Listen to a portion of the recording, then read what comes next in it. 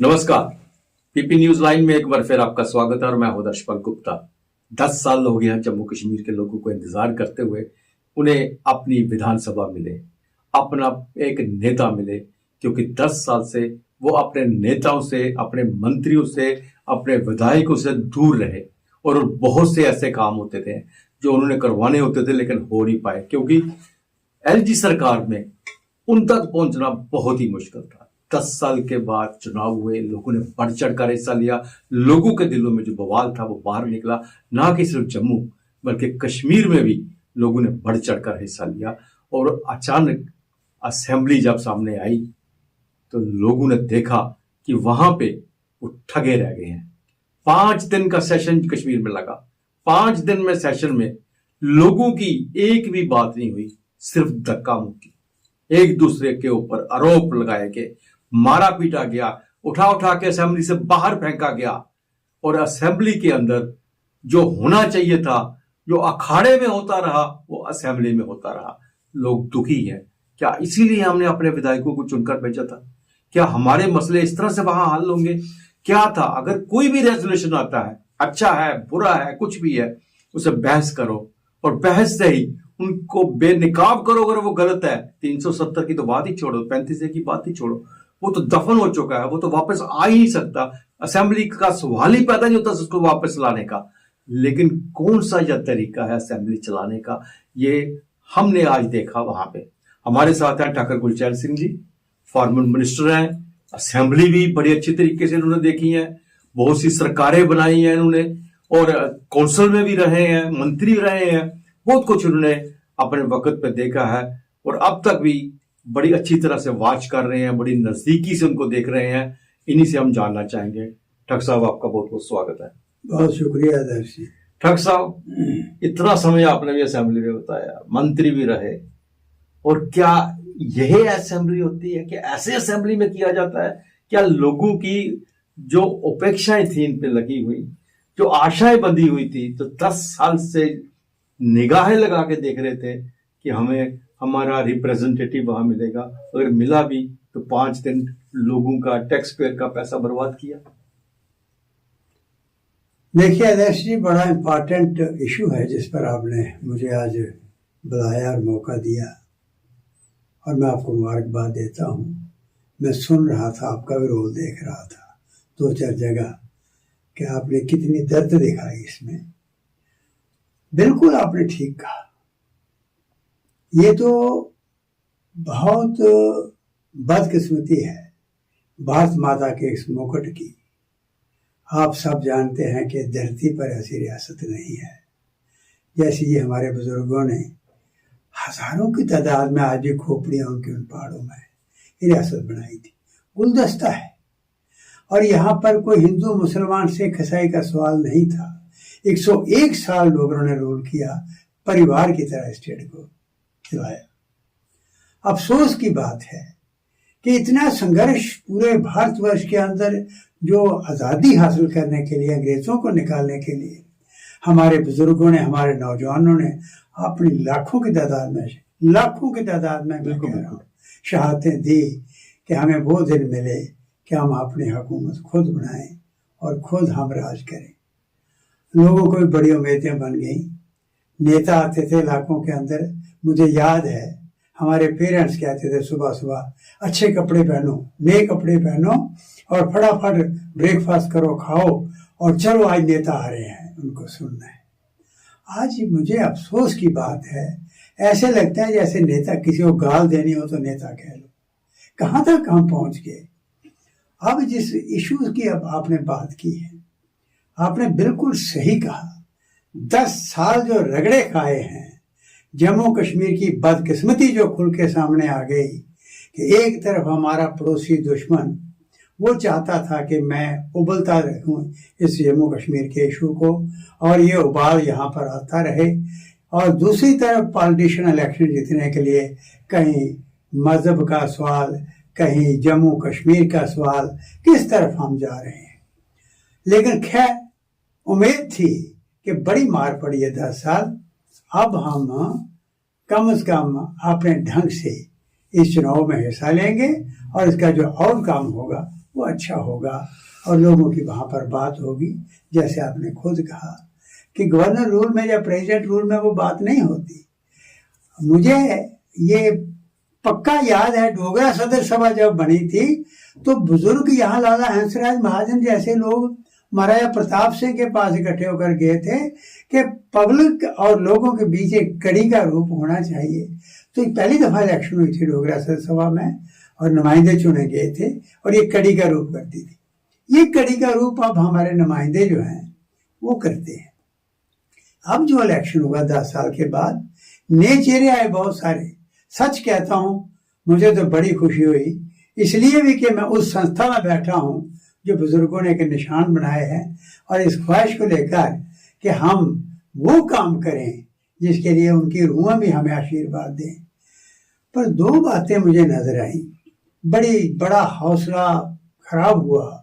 मैं कहता हूं कि बजाय हौसला अफजाई के हौसला टूट गया कि अब जो असेंबली में 4 दिनों के लिए सेशन था, अब जो वहां पर बदकिस्मत घटनाएं घटी हैं, चाहे वो किसी साइड से घटी हैं, मैं उसमें आता हूं बाद में। अब लोगों ने क्या उम्मीद लगाई थी?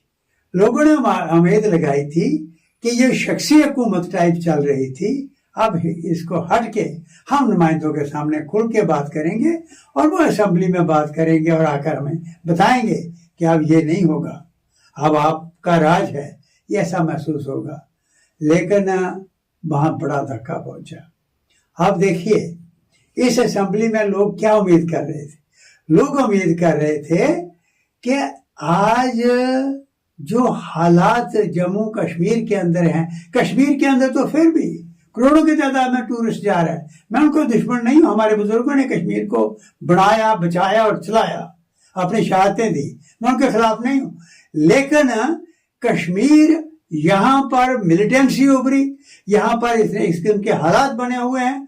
2 चीजें वहां पर चल रही हैं, एक पूरी दिल्ली वहां दौड़ रही है और अब जो G20 भी वहां पर हुआ, अब जो कश्मीर में जाओ तो स्विट्जरलैंड नजर आता है। और मुझे खुशी हुई कि इस दफा लाखों की तादाद नहीं, करोड़ों की तादाद में वहां पर सैलानी आए हैं।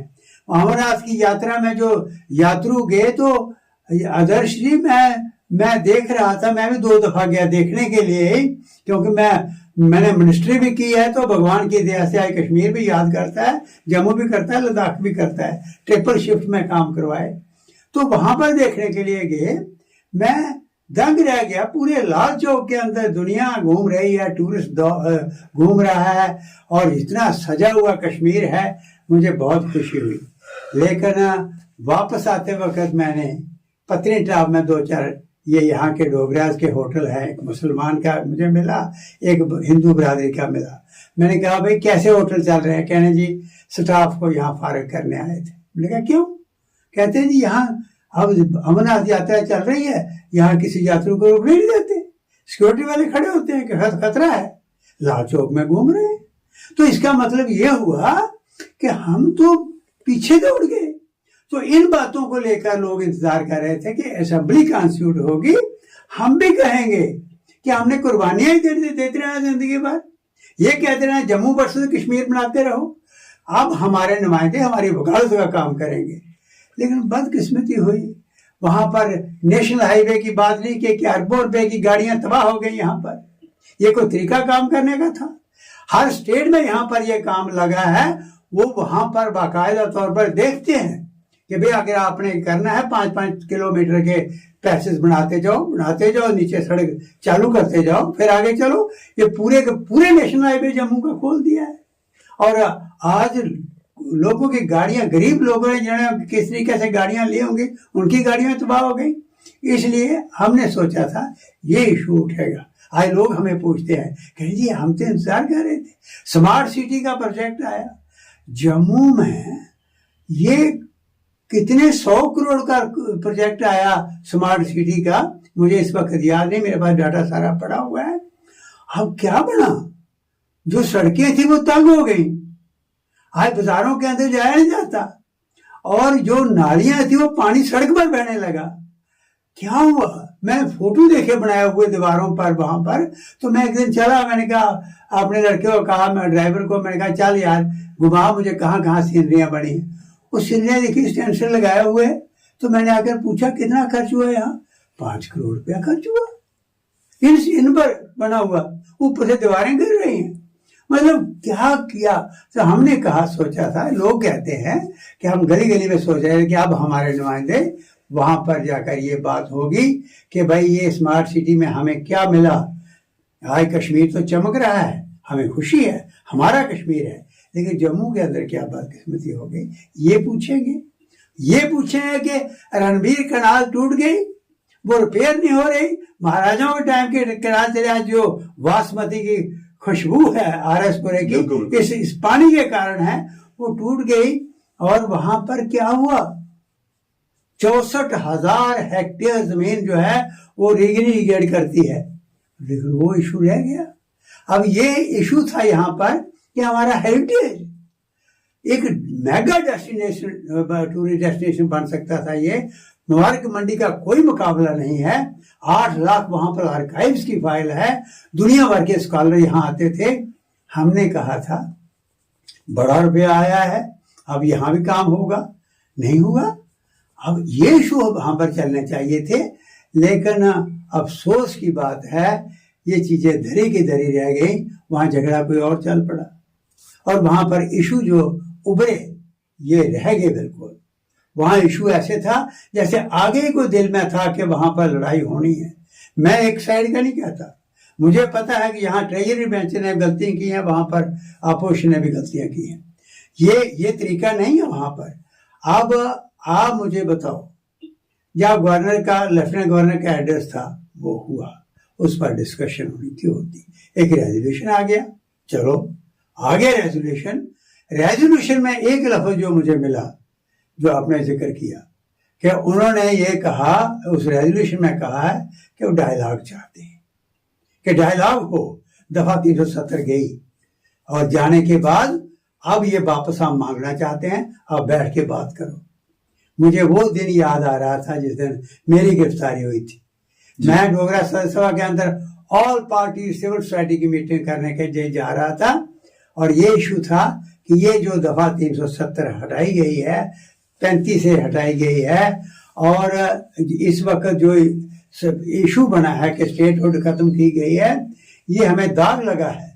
एक इतनी खूबसूरत स्टेट को हटा के एक नई एग्जाम्पल पैदा करना कि वहां पर एक स्टेट को हटा के यूटी बना देना, ये गलत है। लेकिन और हमने कहा था हमारे साथ भी कोई बातचीत होगी, और इसके बजाय मेरी गिरफ्तारी हो गई। गिरफ्तारी हुई, मैं नजरबंद रहा।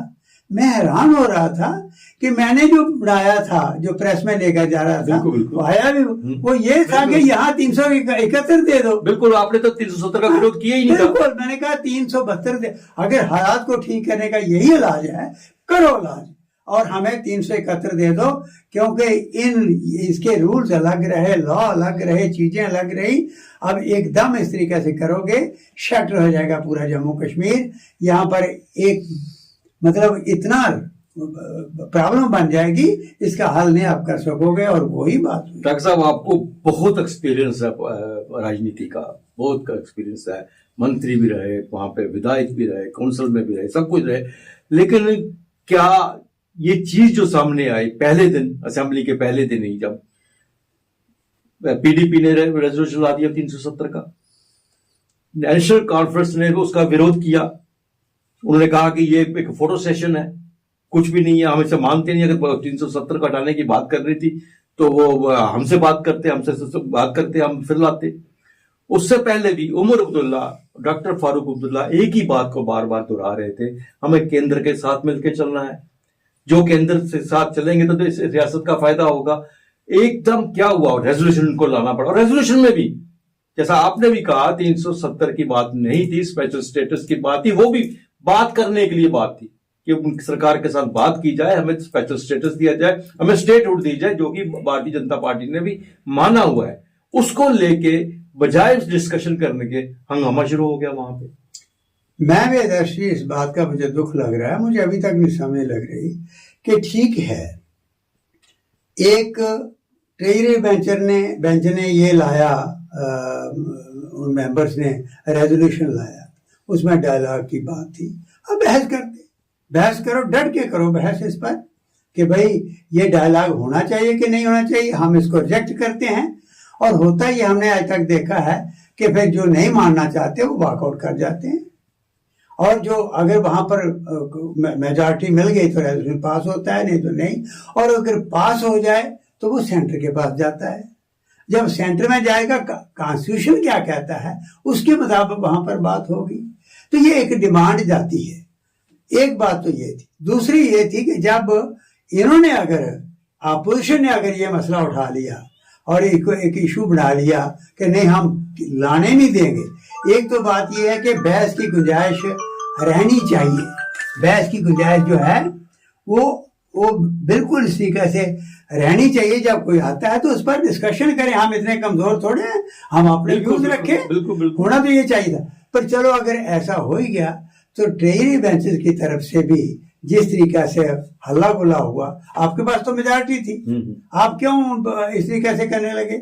आप चुप कहते, करने देते उनको, और वो काम ऑनरेबल स्पीकर का है, मार्शल उसके पास है, जिसको उसने जो करना वो करेगा। आप क्यों हाथापाई करते हो? और उसके बाद अगर वो चले जाते हैं, वॉकआउट कर लेते हैं, तो आप रेजोल्यूशन जो आप लाए हो उस पर आप एक्शन लीजिए। तो ये जो गुत्था वहां पर होने की बात आई ना, सच्ची बात बताऊं आपको, लोग बड़े डिस्करेज हुए। वही लोगों से मिल रहे हैं, लोगों के इतने इतने मुंह हो गए हैं, वो कहते हैं हम कहाँ जाएंगे, यहाँ पता नहीं कौन सी लड़ाई होने वाली। वो कहते हैं अगर नुमाइंदे इतना लड़ रहे हैं तो गांव गांव में पता नहीं क्या फसाद होंगे अभी। इसलिए ये एक बड़ी खतरनाक बात हुई है। मैं देखो आदर्श जी, आपने बड़ा इंपॉर्टेंट इशू लेकर आपने सीरियसनेस दिखाई है, मुझे भी बुलाया आपने इसमें। मैं ऐसी संस्था को हेड कर रहा हूँ, वहाँ ना मुसलमान की बात है, ना हिंदू की, ना सिख की, ना ईसाई की। वहाँ पर बात है रियासत की, लेकिन इस कीमत पर नहीं कि जम्मू के साथ नाजायज हो, इस कीमत पर नहीं कि जम्मू के साथ कोई इस किस्म की ज्यादती हो जिसको हम बर्दाश्त नहीं करें। हम इस इशू को इस ढंग से लेकर चल रहे हैं कि वकील हैं, हमारे नुमाइंदे गए हैं, वो बहस करें। कोर्टों के अंदर लड़ाई होती है क्या? कोर्टों के अंदर हाथापाई होती है? नहीं होती। आप जज के सामने अपने विचार रखते हैं, दूसरा अपने विचार रखते हैं, जो जिसमें दम होगा आर्गू कर सकेगा केस में, वकील जीत जाएगा। अब वकील को मारेंगे। इसलिए ये नहीं होना चाहिए। मुझे देखिए, आज काश के बात होती जम्मू की बात, हमें दिल में ये सल हो गया कि जम्मू के साथ क्यों ऐसा सलूक हो रहा है। आज अंदाजा लगाओ, मैं दंग रहा था, वहां भी क्या सारी पार्टियों के, चाहे रूलिंग पार्टी हो दूसरी हो, हमारा दरबार मूव शुरू होना चाहिए। मुझे बताओ, एक तरफ तो कहते हो कि कश्मीर सारा कुछ हमारा खा गया, हम नहीं चाहते कश्मीरियों को, दूसरे कहते हैं तो आए भी वो यहाँ, दरबार भी यहाँ आए। अब सेक्रेटरीट कई कहते हैं जी स्टेट रोड चाहिए, वो सिर्फ सेक्रेटरीट को बर्दाश्त नहीं कर रहे हो, आपके परमानेंट यहाँ चले, तो वो समझ से बात नहीं हो रही, ना इधर हो रही ना उधर हो रही है। मैं तो आपके माध्यम से एक अपील करना चाहता हूँ कि ये निशान तारीख के अंदर बन जाएंगे, जो अपना रोल अदा कर रहे हो, ये रोल आने वाली संतानें याद रखेंगे। लेकिन डॉक्टर साहब, मेजॉरिटी, बहुत बड़ी मेजॉरिटी जम्मू से गई है बीजेपी की, कांग्रेस नेशनल कॉन्फ्रेंस की भी एक अच्छी खासी मेजॉरिटी वहां पे मिली है, और दोनों जो है 370 के विरुद्ध नहीं ला रहे कोई चीज। 3 एमएलए पीडीपी के और उसका इंजीनियर रशीद पार्टी के, वो उनको इकट्ठे मिलकर ये दबा सकते थे, उनको बातों ही बातों में वहीं खत्म कर सकते थे। वो नहीं हुआ। मैं सिर्फ एक कड़वा सा सवाल पूछना चाहता हूँ आपसे, वो आखिरी होगा मेरा। क्या इसके पीछे कोई सियासत तो नहीं? आपने महाराष्ट्र के भी चुनाव देखे हैं, पंजाब के भी चुनाव देखे, महाराष्ट्र झारखंड के फिर चुनाव आ रहे हैं, कहीं कोई नई सियासत तो नहीं हो रही इस पे? मैं समझता हूं कि सियासत इसके पीछे है, और इस रियासत को एक सुख का सांस मिलने लगा था, वो बर्दाश्त नहीं हो रहा है। और हो सकता है ये सेल यहाँ पर काम कर रहे हों और वो ये हबला तफरी जो है स्टेट के अंदर मची रहे, ऐसी कोशिश हो रही। इसलिए सबको सतर्क होना पड़ेगा, बिल्कुल सतर्क रहना पड़ेगा, और खासकर आदर्श ये जिम्मेवारी बनती है नुमाइंदों की, कैसे बिहेव करते हैं। ऐसा ना हो, देखिए बात करने का ढंग होता है, मैं अपने भाई को भाई भी कह सकता हूँ, अपने भाई को बाप का बेटा भी कह सकता हूँ। बुरी क्या चीज लगती है? रिश्ता तो वही कहा मैंने, लेकिन बुरी चीज लगी कि मैं थोड़ी सी जबान जो चलाई वो गलती कर गया। इसलिए ये काम ना करो। ये बिल्कुल ठीक कहा। अगर बीच में कोई शरारती आंसर आया है, हो सकता है प्लानिंग हो, जिसने एक यहाँ पर आग लगाने की, एक तीली लगाने की कोशिश की है, आपने तेल डाल दिया। आप तो उसको बुझाने की कोशिश करते और आप कहते कि आओ भाई बात करो, रखो अपने विचार। आप भी रखते, हम शाम को सुनते, सारी दुनिया सुनती और वापस आते आप ये कहते हुए कि भाई वाकई आज वहां पर डिस्कशन हुई है और ये बात भी बात ही कह रहा था, ये गलत कह रहा था, लोग सोचते। बिल्कुल बिल्कुल सिकर ठाकुर साहब, आपने बहुत बड़ी बात कही कि जो हमारे रिप्रेजेंटेंट एमएलए है उन्हें आके अपनी पीठ नहीं थपथपानी चाहिए कि हमने बहुत बड़ा झंडा गाड़ दिया है, बल्कि लोगों के दिलो दिमाग में बात बैठानी चाहिए किस तरह से जम्मू कश्मीर में प्यार के साथ हम रहे, ताकि यह हुकूमत, किसी की भी हुकूमत है, पार्टी कोई भी है, जम्मू वालों ने बीजेपी को बहुत ज्यादा एमएलए बना के भेजा वहां पे, वो उनके लिए वही उनकी सरकार है, वही उनके रिप्रेजेंटेटिव है, सबको मिलना है और लोगों को समझाना पड़ेगा। नहीं तो जम्मू कश्मीर के अंदर फिर वही 80-90 वाले हालात ना बन जाए, इसके लिए हम भी दुआएं करते हैं और उम्मीद करते हैं आपकी अपील भी लोगों पे असर डालेगी। आप स्टूडियो में आए, आपने अपना बहुत कीमती समय हमें दिया, इसके लिए आपका बहुत बहुत धन्यवाद। बहुत शुक्रिया। आज के लिए बस इतना ही। नमस्कार।